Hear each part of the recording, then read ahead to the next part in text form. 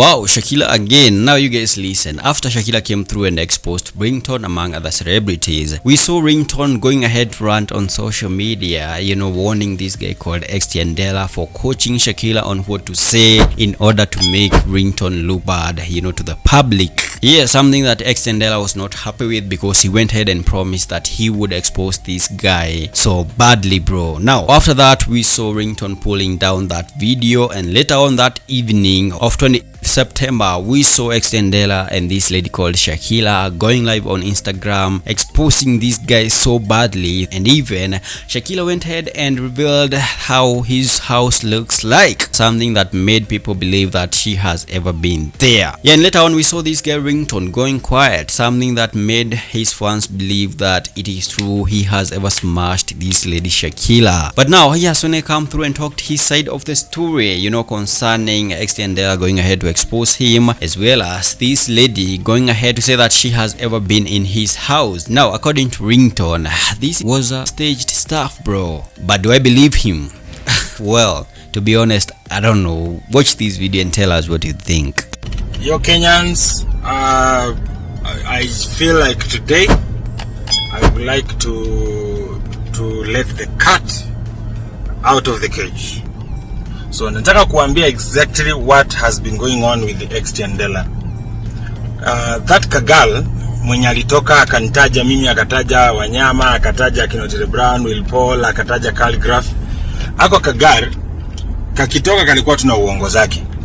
Na ukiangalia venye story imeenda, xtiandela hata yeye alikuwa anajua. But mimi wakati nilikasirika nikapost video, xtiandela approached me na akaniambia, Ringtone, I can from the reactions we can turn this into a big thing ya kukumarket na brand yako, na pia mimi nisaidie comeback ambaye ni yeye. So what I did, nikaamua I'll pull down the video. Akaniambia juu nimechachisha kwa kufanya venye nimepost, akaniambia this show tonight is going to be the biggest show ashawahi fanya kwa live. So mimi nikamwambia so long as haitanitia image, kwa sababu huyo msichana simjui, and the truth is hata yeye mwenyewe akaniambia anajua msichana anadanganya. So then Dela akaniambia nimpatie 100,000. Nikamwambia kwa sababu tumeanza na long footing, mimi nitampea 20 kwanza, alafu akideliver nione ameniweka mzuri hivyo nitampatia the balance.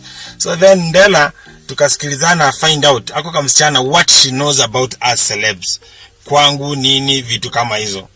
So then what happened, huyu msichana Dela nikamwambia Dela mimi kwangu naingianga na kitchen. So Dela kafanya live yake na mimi nikawa tumesikizana eti kwa hiyo live ilikuwa nikuje. So that's why kama mliwatch hiyo live yake mliona anasema Ringtone come, na Ringtone nikakataa kukam kwa sababu alikuwa amechoma na hajafanya venye tuliagree. So that's the reason why I didn't come kwa live yake, although the plan was that nikuje live na huyo msichana aseme mlango wangu wa nyumba ikuwe ni tofauti, juajui, aseme vitu ambazo ni wrong, ni mdisapprove, alafu Dela yeye aonekane ako innocent. So mimi nikakataa kukam live kwa sababu Dela alikuwa ashaambia msichana vitu za ukweli zenye mimi nimemwambia, nimemtrust kama brother. So Dela mimi usiniitishe pesa yoyote. Na so Dela amekuwa from yesterday akinitumia ma text messages, I need this balance, what sijui nini. So me, what's up y'all? So there's this thing that I'm seeing that is going on.